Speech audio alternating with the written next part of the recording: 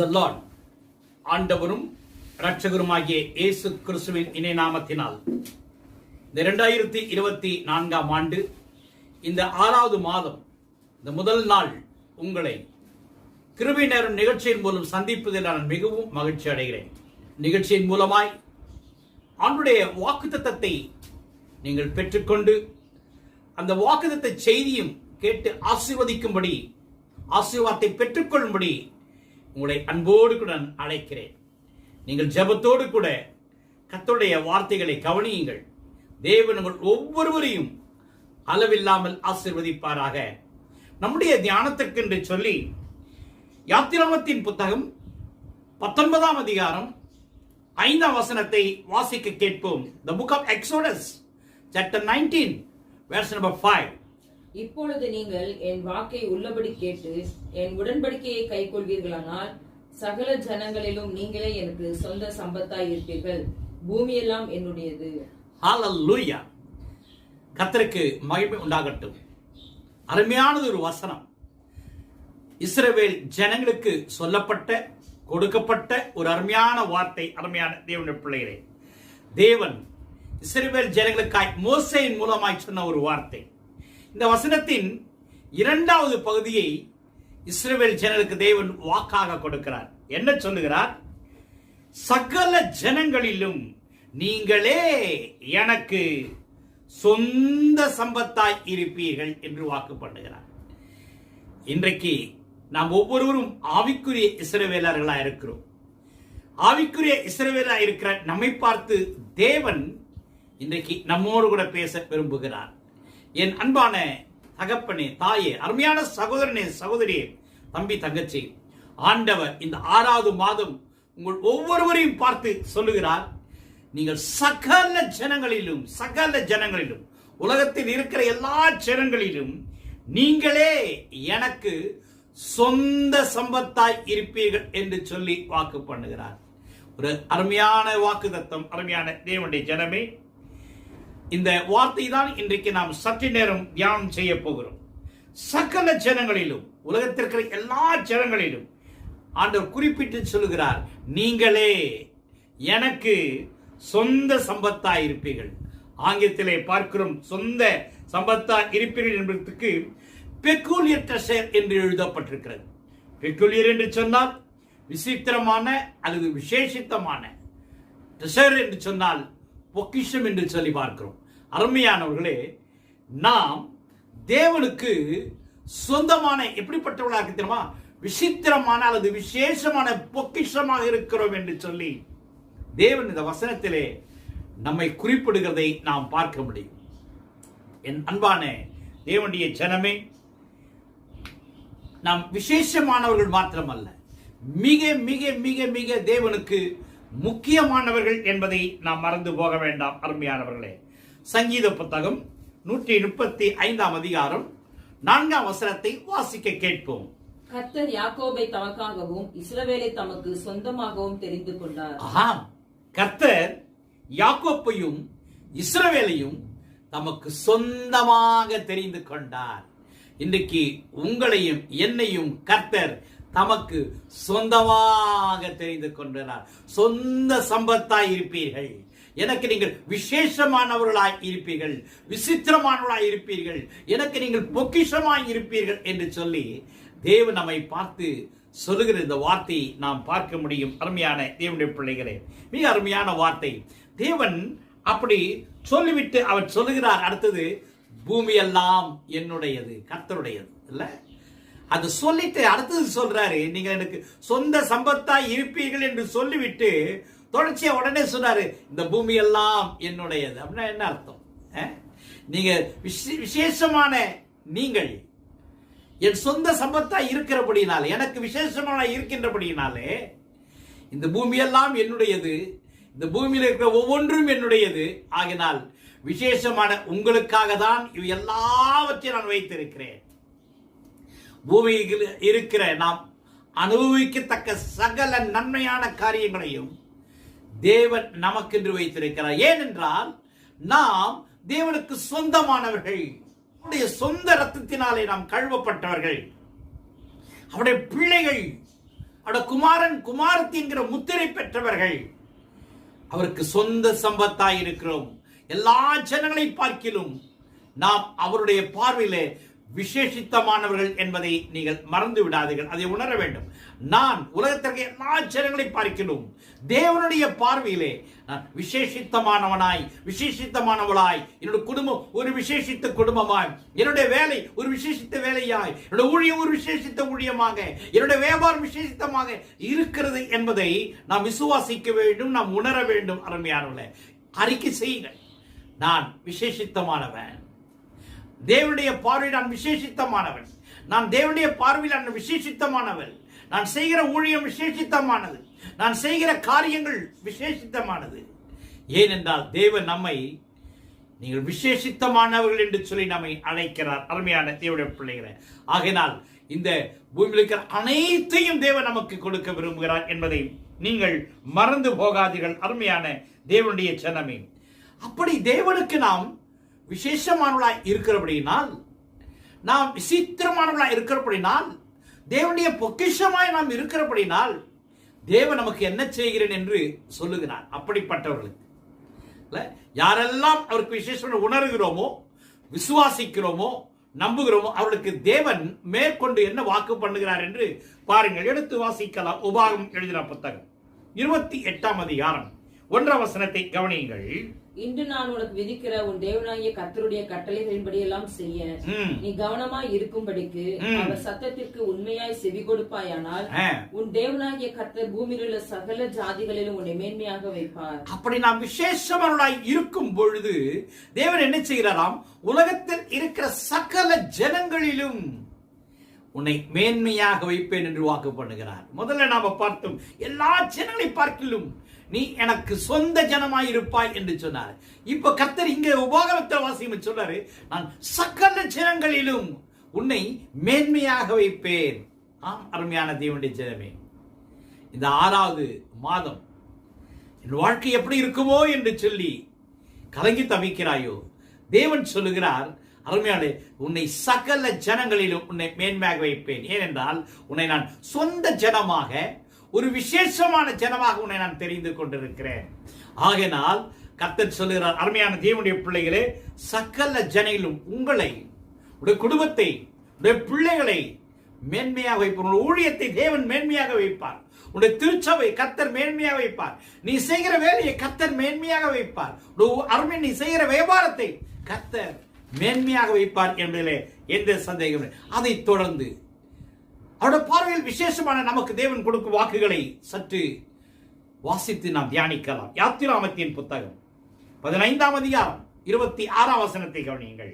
நீ உன் தேவனாகிய கர்த்தரின் சத்தத்தை கவனமாய் கேட்டு அவர் பார்வைக்கு செம்மையானவைகளை செய்து அவர் கட்டளைகளுக்கு செவி கொடுத்து அவருடைய நியமங்கள் யாவையும் கை கொண்டால் நான் எகிப்தியருக்கு வரப்பண்ணின வியாதிகளில் ஒன்றையும் உனக்கு வரப்பண்ணேன். நானே உன் பரிகாரியாகிய கர்த்தர் என்றார். அவருக்கு விசேஷமானவர் நமக்கு கர்த்தர் சொல்கிறார், எகிப்தியருக்கு வரப்பண்ணின வியாதிகள் ஒன்றையும் நான் உனக்கு வர அனுமதிக்க மாட்டேன் என்று சொல்ற வரப்பண்ணேன். அருமையான மீண்டும் சொல்கிறேன், நாம் தேவனுக்கு விசேஷித்தமானவர்கள், அவருக்கு பொக்கிஷமானவர்கள். ஆகையினால் தேவன் நமக்கு சொல்லுகிறார், என் அன்பான தேவனுடைய ஜனமே, எகிப்திற்கு வரப்பண்ணின வியாதிகளில் ஒன்றையும் நான் வரப்பண்ணேன். இந்த 6வது மாதம் ஒரு வியாதியும் உங்கள் வாழ்க்கையில் வராதபடிக்கு தேவன் உங்களை வைத்துக் கொள்வார். அருமையானவர்களே, தேவன் உங்களை வைத்துக் கொள்வார்.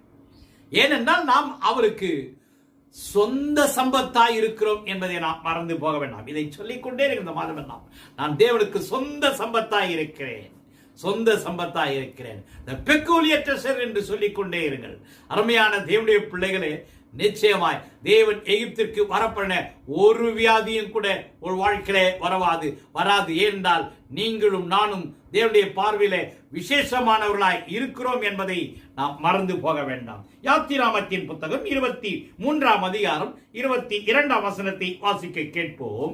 நீ அவர் வாக்கை நன்றாய் கேட்டு நான் சொல்வதையெல்லாம் செய்வாயாகில் நான் உன் சத்துருக்களுக்கு சத்ருவாயும் உன் விரோதிகளுக்கு விரோதியாயும் இருப்பேன். கர்த்தர் இங்க என்ன சொல்றாரு பாருங்க, நாம் அவருக்கு விசேஷமானவர்களானபடினால், அருமையானவர்களே, உன் சத்துருக்களுக்கு அவர் சத்ருவாக இருப்பார். நமக்கு யார் சத்துரு? யார் நமக்கு எதிராக இருக்கிறான்? நம்ம குடும்பத்துக்கு எதிராக யார் இருப்பது? நீங்க சண்டை போடணும், திட்டணும், அவனுக்கு ஒண்ணுமே நடக்கல அப்படின்னு நீங்க நினைக்கிறீங்களா? இல்ல இல்ல இல்ல. கர்த்தர் வாக்கு பண்ணுகிறார், உன் சத்துருவுக்கு நானும் சத்துருவாகவே இருப்பேன். உனக்கு யார் சத்துருவோ நான் அவர்களுக்கு நானும் சத்துருவாக இருப்பேன். கர்த்தர் நம்ம பக்கத்துல நிற்கிறார். என் அருமையான தேவனுடைய பிள்ளைகளே, நாம எனக்கு சொந்த சம்பத்தா இருப்பேன் என்று சொன்னார். சும்மா வெறும் வாயின் வார்த்தையே இல்லை. நாம அவருக்கு சொந்த சம்பத்தா இருக்கிறதுனால கர்த்தர் என்ன சொல்றாரு? உனக்கு யார் சத்துருவோ அவன் எனக்கு சத்துரு, அதனால நான் அவனுக்கு சத்துருவாய் இருப்பேன். அது மட்டுமல்ல, உனக்கு விரோதியாய் இருக்கிறவனுக்கு நான் விரோதியாகவே இருப்பேன். உனக்கு யார் விரோதியோ நான் அவனுக்கு விரோதியாகவே இருப்பேன். விட்டுட்டு வர கர்த்தர். அருமையான தேவனுடைய பிள்ளை, அதான் தான் ஆண்டவர் சொல்ற, நீ சும்மா இரு, நான் உனக்காக யுத்தம் பண்றேன். உனக்கு விரோதமா பண்றவனுக்கு நீ போய் யுத்தம் பண்ண வேண்டாம். ஏன்னா உனக்கு விரோதி எனக்கு விரோதி அவன். நான் யுத்தம் பண்றேன், நான் சண்டை போடுறேன், நீ சும்மா இருந்து வேடிக்கை பாரு என்று கர்த்தர் நமக்கு வாக்கு பண்ணுகிறதை நாம் பார்க்க முடியும். அதை தொடர்ந்து வாசிக்கலாம். அருமை உபாகமும் 7ஆம் அதிகாரம் 9ஆம் வசனத்தை வாசிக்க கேட்போம். The book of Exodus, Deuteronomy chapter 7:9. ஆகையால் உன் தேவனாகிய கர்த்தரே தேவன் என்றும் தம்மில் அன்பு கூர்ந்து தமது கற்பனைகளை கை கொள்ளுகிறவர்களுக்கு அவர் 1000 தலைமுறை மட்டும் உடன்படிக்கையையும் தயவையும் காக்கிற உண்மையுள்ள தேவன் என்றும் இங்கே நாம் பார்க்கிறோம். நாம் அவருடைய பார்வையிலே விசேஷமானவர் ஆனபடினால் அவர் தொடர்ந்து நாம் கொடுக்கிற வாக்கு என்ன தெரியுமா? 1000 தலைமுறை மட்டும் உடன்படிக்கையும் தயவையும் காக்கிற உண்மையுள்ள தேவனாக இருக்கிறார். நமக்கு 1000 தலைமுறை. உங்க தலை உங்களுக்கு மட்டும் இல்ல, உங்க தலைமுறைக்கு தலைமுறைக்கு தலைமுறைக்கு தலைமுறைக்கு தலைமுறைக்கு எத்தனை தலைமுறைக்கு சொல்ல தெரியுமா? 1000 தலைமுறைக்கு அருமையாலே உடன்படிக்கை செய்கிறவராயிருக்கிறார். 1000 தலைமுறைக்கு தயை செய்கிறவராயிருக்கிறார். அதை செய்வதிலே உண்மையுள்ள தேவனாக இருக்கிறார் என்று வாக்கு பண்ணப்பட்டிருக்கிறது. அருமையான தேவனுடைய பிள்ளைகளே, இதை நாம் விசுவாசிப்போம். இந்த வார்த்தையை நாம் இந்த 6வது மாதம் முழுதும் வாக்கு பண்ணிக்கொண்டே இருப்போம். இந்த 6வது மாதம் மாத்திரம் அல்ல, நீங்கள் ஆயுள்ள வரை நீங்கள் இதை அறிக்கை செய்து கொண்டே இருங்கள், இதை சொல்லிக்கொண்டே இருங்கள். நான் தேவனுக்கு சொந்த சம்பத்தாய் இருக்கிறேன். சொந்த சம்பத்தாய் நான் இருக்கிறபடியினாலே 1000 தலைமுறை எனக்கு உடன்படிக்கை செய்கிறார். 1000 தலைமுறை மட்டும் எனக்கு தயவு செய்கிறார். உண்மையுள்ள தேவனாக இருக்கிறார் என்று நீங்கள் அறிக்கை செய்யுங்கள். நீங்கள் விசுவாசிக்கிறபடியே உங்களுக்காக கடவுள்.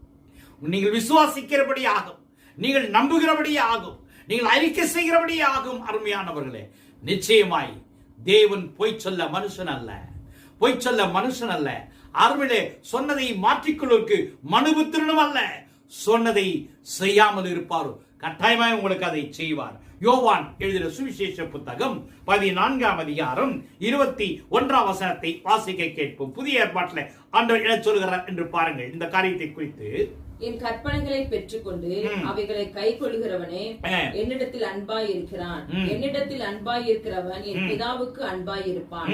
நானும் அவனில் அன்பாய் இருந்து அவனுக்கு என்னை வெளிப்படுத்துவேன் என்றார். இங்க என்ன வாக்கு பண்றாரு? நானும் அவனில் அன்பாய் இருந்து என்னை அவனுக்கு நான் வெளிப்படுத்துவேன் என்பது இங்கே வாக்கு பண்ணுகிறார். இல்ல, நானும் யாரிடத்துல? அவருக்கு சொந்த சம்பத்தா இருக்கிற நம்மிடத்துல அருமையான தேவனுடைய பிள்ளையில அன்பாய் இருப்பேன் என்று வாக்கு பண்ணுகிறார். அன்பாய் இருப்பது மாத்திரமல்ல, தன்னை வெளிப்படுத்துவேன். தன்னை குறித்து எல்லா காரியங்களையும் அவனுக்கு நான் சொல்லுவேன், அவனுக்கு காண்பிப்பேன் என்று சொல்லுகிறார். அருமையான தேவனுடைய பிள்ளைகளே, தேவன் தன்னை வெளிப்படுத்துவது எத்தனை பெரிய பாக்கியம் தெரியுமா? இந்த உலகம் எவ்வளவு பெரிதா இருக்கிறது. அருமையிலே, இதுல ஒவ்வொரு காரியம் நம்ம தெரிந்து கொள்ள வேண்டும் என்றால் எவ்வளவு காலங்கள் ஆகும், யோசித்து பாருங்கள். ஆனால் தேவன் அவ்வப்பொழுது மனிதனுக்கு வெளிப்படுத்தி கொண்டே இருக்கிறார். இங்க சொல்ற யாருக்கு அவர் ஸ்பெசிபிக்கா சொல்றார். அருமையானே, எனக்கு சொந்த ஜம்பத்தாய் இருக்கிற அவர்களுக்கு நான் என்ன செய்ய, அன்பாய் இருந்து காரியங்களை நான் வெளிப்படுத்துவேன் என்று அவர் வாக்கு பண்ணுகிறதை இங்கே நாம் பார்க்க முடியும்.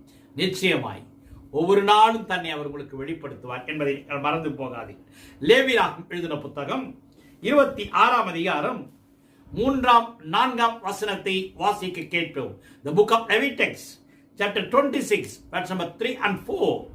நீங்கள் என் கட்டளைகளின்படி நடந்து என் கற்பனைகளை கைக்கொண்டு அவைகளின்படி செய்தால் நான் ஏற்ற காலத்தில் உங்களுக்கு மழையை பெய்ய பண்ணுவேன். பூமி தன் பலனையும் வெளியிலுள்ள மரங்கள் தங்கள் கனிகளையும் கொடுக்கும். இங்க என்ன சொல்றாரு? நீங்கள் எனக்கு சொந்த சம்பத்தாய் இருக்கின்றபடினால் ஏற்ற காலத்தில் மழை பெய்யும், பூமி உங்களுக்கு தன் பலனை கொடுக்கும். இல்ல, இங்க இப்ப மழை தான் எல்லா இடத்துலயும் ப்ராப்ளம்.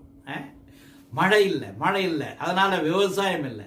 அருமையில மழை இல்லாத தண்ணி பஞ்சம், எங்க பார்த்தாலும் தண்ணி பஞ்சம். இன்றைய செய்தியில சொல்லுகிறான் அருமையானவர்களே, டெல்லியில தண்ணி பஞ்சம். இன்னைக்கு பெண்கள் எல்லாம் வாட்டர் அந்த டேங்க் மேல ஏறி நின்றுட்டு எல்லாம் அடிப்படி சண்டை. ஏன்? தண்ணி பிரச்சனை. ஏன்? மழை இல்லை, எங்க பார்த்தாலும் மழை இல்லை. இன்றைக்கு தமிழ்நாட்டுக்கும் கர்நாடகாவுக்கும் ஒரு பெரிய ப்ராப்ளம் இருந்து கொண்டே இருக்குது. எத்தனை மத்திய அரசுகள் வந்தாலும் அதை சரி செய்ய முடியவில்லை. என்ன ப்ராப்ளம்? தண்ணி பிரச்சனை. ஆனால் ஏன்? மழை இல்லை. ஆனா ஆண்டவர் என்ன வாக்கு பண்ணுகிறார்? ஏற்ற காலத்தில் மழை பெய்யும். நீங்கள் எனக்கு சொந்த சம்பத்தா இருக்கின்றபடினால் ஆண்டவர் நமக்கு வாக்கு பண்ணுகிறார், மழை பெய்யும் அல்ல, ஏற்ற காலத்தில் மழை பெய்யும். அதான் ரொம்ப முக்கியம். காலம் தவறி மழை பெய்யுதுன்னா பிரயோஜனம் இல்லை. அந்த காலத்தோடு மழை பெய்யதான் எல்லா விவசாயம் செய்ய முடியும், எல்லா விளையும், எல்லாம் தண்ணி கிடைக்கும், எல்லா பிரச்சனைகள் தீரும். இல்லையா? அருமையானவர்கள், மக்கள் செழிப்பாக இருப்பார்கள், ஊர் செழிப்பாக இருக்கும், பட்டணம் செழிப்பாக இருக்கும், நாடு செழிப்பாக இருக்கும். ஆகையினால் ஏற்ற காலத்திலே மழை பெய்ய வேண்டும். ஆண்டவர் இங்கு வாக்கு பண்ணுகிறார், ஏற்ற காலத்தில் உன்னுடைய தேசத்திலே உன்னி வாழ்கிற பகுதிகளிலே தேவன் மழையை கட்டளையிடுவார். அது மட்டுமல்ல, பூமி கொடுக்க வேண்டிய பலனை கொடு. இன்னைக்கு பூமி தன் பலனை கொடுக்க மறுத்து விடுகிறது. கஷ்டப்பட்டு விவசாயம் செய்கிறார்கள், ஆனால் பலன் இல்லை. பூமி தன் பலனை கொடுப்பதில்லை. ஆனா கர்த்தர் இங்க வாக்கு பண்ணார், நீங்கள் எனக்கு சொந்த சம்பத்தாய் இருக்கின்றபடினால் பூமி உங்களுக்கு தன் பலனை கொடுக்கும் என்று எழுதுகிறதை நாம் பார்க்க முடியும். என்ன அருமையான தேவனுடைய ஜனமே, இன்னும் அநேக வசனங்களை நம்முடைய வேத புத்தகத்திலிருந்து நான் உங்களுக்கு சொல்ல முடியும், ஆனால் நேரம் போதாது. அருமையான தேவனுடைய பிள்ளைகளே, நீங்கள் வேதத்தை திறந்து வாசித்து பாருங்கள். அவருடைய சொந்த சம்பத்தாய் இருக்கிற அவர்களுக்கு என்னென்னலாம் இது போன்ற வாக்குகளை தேவன் அள்ளி வைத்திருக்கிறார் என்று சொல்லி பாருங்கள். அருமையான தேவனுடைய பிள்ளைகளே, அதையெல்லாம் நீங்கள் எடுத்துக்கொள்ளுங்கள், அதையெல்லாம் வாசியுங்கள், அதையெல்லாம் தியானம் செய்யுங்கள், அதையெல்லாம் விசுவாசியுங்கள், அதை எல்லாவற்றையும் அறிக்கை பண்ணுங்கள். அப்படியே தேவன் உங்கள் வாழ்க்கையில அந்த வாக்கின்படியே அவர் நமக்கு செய்கிறவராய் இருக்கிறார் என்பதை மறந்து போகாதீர்கள். அருமையானவர்களே, இவைகள் எல்லாம் தேவன் யாருக்கு கொடுக்கிறார்? யாருக்கு கொடுக்கிறார்? யாருக்கு அல்லது செய்கிறார்? தேவன் யாருக்கு சொந்த சம்பத்தாய் இருக்கிறவர்களுக்கு என்பதை எழுதப்பட்டிருக்கிறது. இல்லை, யாருக்கு? தேவனுக்கு யார் சொந்த சம்பத்தாய் இருக்கிறார்களோ அவருக்கு தான் இந்த ஆசீர்வாதங்கள். என்ன ஆசீர்வாதங்கள் என்று சொல்லி நாம பார்த்தோம். மீண்டும் ஒரு முறை உங்களுக்கு நினைவுபடுத்துகிறேன். அருமையானவர்களே, நான் வாசிக்கும் பொழுது வாசித்தோம், நீங்கள் எனக்கு சொந்த சம்பத்தாய் என்பது முதலாவது காரியம். அதை தொடர்ந்து சொல்கிறார், பூமியில் உள்ள எல்லா ஜனங்களிலும் உங்களை நான் மேன்மையாக வைப்பேன் என்று சொல்கிறார். எகிப்திற்கு வர பண்ணின ஒரு வியாதியும் உங்களுக்கு நான் வர விடமாட்டேன் என்று சொல்கிறார். உன் சத்துருக்களுக்கு நான் சத்துருவாகும், உன் விரோதிக்கு விரோதியாகவும் இருப்பேன் என்று சொல்கிறார். 1000 தலைமுறை மட்டும் நான் உடன்படிக்கை செய்து தயை காக்கிற உண்மை உள்ள தேவனாக இருப்பேன் என்று சொன்னார். நானும் அவனிடத்தில் அன்பாக இருந்து அவனுக்கு என்னை வெளிப்படுத்துவேன் என்று சொன்னார். ஏற்ற காலத்தில் மழை பெய்யும், பூமி தன் பலனை கொடுக்கும் என்று சொன்னார். மீண்டும் சொல், இதெல்லாம் யாருக்கு? யார் அவருக்கு சொந்த சம்பத்தாய் இருக்கிறார்களோ, சொந்த சம்பத்தாய் இருக்கிறார்களோ. தேவன் நம்மை மீண்டும் சொல்கிறேன், சொந்த சம்பத்தாய் தெரிந்து கொண்டிருக்கிறார். அருமையான தேவனுடைய ஜனமே, இதை நீங்கள் மறந்து போகாதீர்கள். யார் யார் அவருக்கு சொந்த சம்பத்து? நம்மளை தேவன் தெரிந்து கொண்டிருக்கிறார் என்று சொன்னேன். ஆனால் உண்மையாகவே நீங்களும் நானும் இந்த நாட்களிலே தேவனுக்கு சொந்த சம்பத்தாய் இருக்கிறோமா? நாம் விசேஷமானவர்களா? தேவனுடைய பார்வையிலே நாம் விசித்திரமானவர்களா? தேவனுக்கு மெய்யாகவே நாம் பொக்கிஷமானவர்களா என்பதை நாம் சற்று கவனிக்க. இஸ்ரவேல் ஜனங்களுக்கு எப்ப நீங்க எல்லா ஜனங்களையும் பார்க்கிலும் எனக்கு நீங்கள் சொந்த சம்பத்தை எப்ப சொன்னார், எப்படி சொல்றார் என்பதை நம்ம உற்று கவனிக்கப்பட வேண்டியது அவசியமா இருக்கிறது. என் அருமையான தேவனுடைய ஜனமே, வாசிங்க மீண்டும் யாத்திராகமம் 19:5. இப்பொழுது நீங்கள் என் வாக்கை உள்ளபடி கேட்டு என் உடன்படிக்கையை கைக்கொள்வீர்களானால் சகல ஜனங்களிலும் நீங்கள் நாம் எப்போ தேவனுக்கு சொந்த சம்பத்தாய் இருப்போம் என்று சொன்னால் ஆண்டவர் நீங்க சொல்லுகிறார், நீங்கள் என் வாக்கை உள்ளபடி கேட்டு, கொஞ்சம் கூட மாற்றக்கூடாது, அதுல என்ன இருக்கோ அப்படியே கேட்டு என் உடன்படிக்கையை கேட்டா மட்டும் போதாது, வாழ்க்கையில கை கொள்வீர்களானால் சகல ஜனங்களிலும் நீங்கள் எனக்கு சொந்த சம்பத்தாயிருப்பீர்கள். புரியுதா? என் அருமையான சகோதரனே, சகோதரியே, நீங்க ஆண்டவருக்கு சொந்த சம்பத்தா இருக்கிறீங்களா? ஒருவேளை இல்லைன்னா இந்த நாள்ல தேவன் உங்களோடு கூட பேசுகிற காரியம் இதுதான். ஒரு வாய்ப்பு தேவன் நமக்கு தருகிறார். அவருக்கு சொந்த சம்பத்தாய் நீங்கள் மாறும்படியாய் இந்த வேளையில் உங்களை ஒப்புக்கொடுங்க. ஆண்டவருக்கு உங்களை ஒப்புக்கொடுங்க. ஆண்டவரே, உமக்கு சொந்த சம்பத்தாய் நான் இருக்க விரும்புகிறேன். நீ சொந்த சம்பத்தாய் இருந்தால் பூமியெல்லாம் என்னுடையது, என்னுடையதெல்லாம் உனக்கு தான் என்று கர்த்தர் சொல்லுகிறார். ஆகினால் என் அருமையான தேவனுடைய பிள்ளையே, நீ சொந்த சம்பத்தாய் மாற வேண்டும். வேற ஒன்னும் செய்ய வேண்டாம். உள்ளபடி இல்ல, இப்பொழுது உள்ளபடி அருமையான அன்னுடைய வார்த்தைகளை கேட்டு அதை கை கொள்ள வேண்டும். இல்ல, அதை வாழ்க்கையிலே கை கொள்ள, அப்பொழுது நீங்கள் எனக்கு சொந்த சம்பத்தாய் இருப்பீர்கள். அதே மாதிரி உபாகம் 28:1 மீண்டும் வாசிக்க கேட்போம். உனக்கு விதிக்கிற உன் தேவனாகிய கர்த்தருடைய கட்டளைகளின்படி எல்லாம் செய்ய நீ கவனமாய் இருக்கும்படிக்கு அவர் சத்தத்திற்கு உண்மையாய் செய்வாயானால், நீங்க அதெல்லாம் ஆண்டவருடைய வார்த்தைகளை சரியா கவனித்து அவருடைய சத்தத்துக்கு, அவருடைய வார்த்தைகளுக்கு, அவருடைய உடன்படிக்கைகளுக்கு என்ன செய்ய வேண்டுமா? உண்மையாய் செவி கொடுப்பீர்களானால் அவருக்கு சொந்த சம்பத்தாய் இருப்பீர்கள். சொந்த சம்பத்தாய் இருப்பீர்கள். Peculiar treasurer, peculiar treasurer. அருமையான தேவனுடைய பிள்ளைகளே, ஆண்டவருக்கு நம்ம பெக்குலியர் ட்ரெஷராக மாற வேண்டும். அப்படி என்று சொன்னால் நம்ம என்ன செய்ய வேண்டும்? அவர் சத்தத்திற்கு நாம் உண்மையாய் செவி கொடுக்கும். யார் செவி கொடுக்கிறார்களோ அவர்கள் தான் தேவனுக்கு சொந்த சம்பத்தாய் இருக்கிறார்கள்.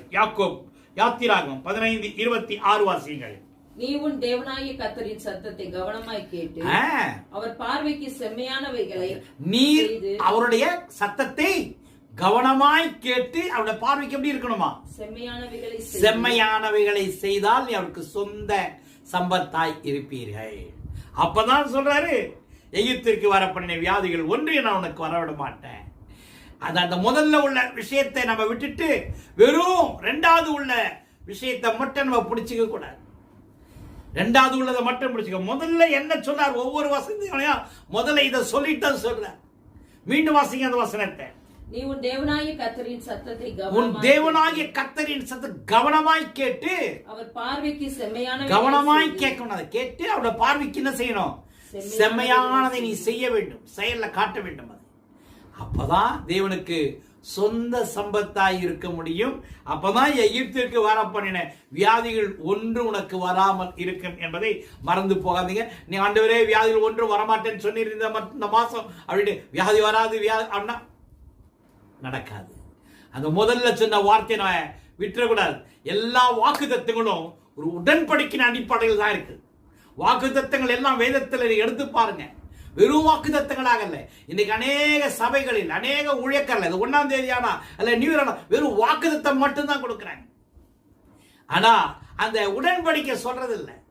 அருமையானவர்களே, இல்ல நியூ இயர்ல கூட அதான் வாக்கு. எங்க போனாலும் கடைகளை பார்த்தீங்கன்னா வெறும் வாக்குத்தத்த வசனமாக தான் இருக்குது. அதை படிச்சா நல்லா தான் இருக்குது. ஆனா அது நடக்குமா? நடக்கவே நடக்காது. நிறைய பேருக்கு தெரியாது. அதை வாங்கி பிரசன்ட் பண்ணுகிறோம், ஆனா ஒரு பிரயோஜனம் கிடையாது. ஏன்னா உடன்படிக்கையை விட்டுட்டு வாக்குத்தத்தத்தை நம்ம பிடிச்சுக்கிட்டோம்னா ஒரு காரியமும் நடக்காது. தேவன் உடன்படிக்கை தான் முதல்ல சொல்றாரு, ரெண்டாவது தான் வாக்கு ரெண்டாவது, உடன்படிக்கை முதல்ல. இங்க உடன்படிக்கைய ரொம்ப முக்கியமானது என்பதை மறந்து போகாதீர்கள். யாத்திராகமம் 23:22 வசனத்தை கூட கவனிங்கள். நீ அவர் வாக்கை நன்றாய் கேட்டு, நீ அவர் வார்த்தை நன்றாய் கேட்டு நான் சொல்வதை எல்லாம் செய்வாயாகில், நான் சொல்வதை எல்லாம் செய்வாயாகில், நான் உன் சத்துருக்களுக்கு, அப்பதான் சொல்றாரு, உன் சத்துருக்கு சத்துருவாய் விரோதிக்கு இருப்பேன். அப்போ அவர் சொல்றதெல்லாம் விட்டுட்டு வெறும் வாக்க மட்டும் பிடிச்சுக்கிட்டு நீங்க ஆண்டவரே என் சத்துருக்கு சத்துருவா இருப்பீங்களே, விரோதிக்கு விரோதியா இருப்பீங்களே அப்படின்னா ஒரு பதில் வராது. அதனால மீண்டும் சொல்ற உடன்படிக்கை இல்ல. அடுத்தது உபாகம் 7:9. ஆகையால் உன் தேவனாகிய கர்த்தரை தேவன் என்றும் தம்மில் அன்பு கூர்ந்து தமது கற்பனைகளை கைக்கொள்கிறவர்களுக்கு, யாருக்கு? அவர் மேல அன்பு கூர்ந்து அவருடைய கற்பனை கை கொள்ளுவதால் 1000 தலைமுறை மட்டும் இரக்கம் செய்கிறவராய் இருக்கிறார். புரியுதா? அவருடைய கற்பனைகளை அவன் மேல் அன்பு கூர்ந்து அவருடைய கற்பனைகளை கை கொள்ள வேண்டும் என்பது தேவன் உடன்படிக்கை. அவர்கள் தான் தேவனுக்கு சொந்த சம்பத்தாய் இருப்பார்கள். அவருடைய சொந்த சம்பத்தாய் இருந்தால் தேவன் இதையெல்லாம் செய்வேன் என்று வாக்கு பண்ணுகிறார். புரியுதா? அதனால சொந்த சம்பத்தாக ஆக்கிற ஆண்டவரே என்னை மாற்றுகிற சொந்த அப்படி ஜெபம் பண்ணினா நடக்காது. சொந்த சம்பத்தாகிறதுக்கு என்ன செய்யணும்? அவர் உடன்படிக்கையை கடைபிடிக்கணும். என்ன உடன்படிக்கை? நீ என் வார்த்தையை கவனமா கேட்டு அதை நீ எல்லாம் செம்மையாய் செய்வாயானால் நீ எனக்கு சொந்த சம்பத்தாய் இருப்பாய், நான் உனக்கு என்னோட வாக்கின்படி இதை செய்வேன் என்று ஆண்டவர் சொல்வதை பார்க்க முடியும். யோவான் 14:21. என் கற்பனைகளை பெற்றுக்கொண்டு ஆண்டுடைய கற்பனைகளை முதல்ல பெற்றுக்கொள்ள வேண்டும். அடுத்தது என்ன பண்ணணுமா? அவைகளை கை கொள்ளுகிறவன், அவளை கை கொள்ளுகிறவன் தான் கடைபிடிக்கும்.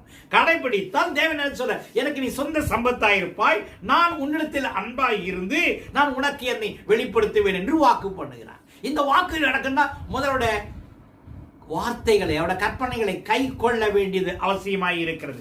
லேவியராகமம் 26:3 பாருங்க, 3ஆம் வசனத்தை வாசிங்க. நீங்கள் என் கட்டளையின்படி நடந்து, முதல்ல என் கட்டளையின்படி நீ நடந்து, கற்பனைகளை கை கொண்டு, கட்டளையின்படி நடந்து கற்பனைகளை கை கொண்டு அவையின்படி செய்தால் அப்போ சொன்னாரு, ஏற்ற காலத்திற்கு நான் மழை பெய்ய பண்ணுவேன், பூமி தன் பலனை கொடுக்கும்.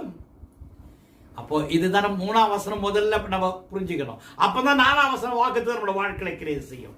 என் அருமையான தேவனுடைய பிள்ளைகளே, இவரெல்லாம் தேவன் யாருக்கு கொடுக்கிறார் என்பதை உங்களுக்கு தெளிவாய் சொன்னேன். தேவன் அருளே அவருக்கு சொந்த சம்பத்தாய் யார் இருக்கிறார்களுக்கு. ஆனால் தேவன் நம்மை சொந்த சம்பத்தாக தெரிந்து கொண்டிருக்கிறார். ஆனால் சொந்த சம்பத்தை நாம் வாழ்ந்து கொண்டிருக்கிறோமா? இல்லை என்றால் இன்றைக்கு ஒரு நமக்கு வாய்ப்பு கொடுக்கிறார். அதனால அவருடைய கற்பனைகளை கவனிங்க, அவருடைய கட்டளைகளை கவனிங்க, அவருடைய வாக்குகளை கவனிங்க, அவருடைய வசனங்களை கவனிங்க, அதை அதன்படி நடங்க.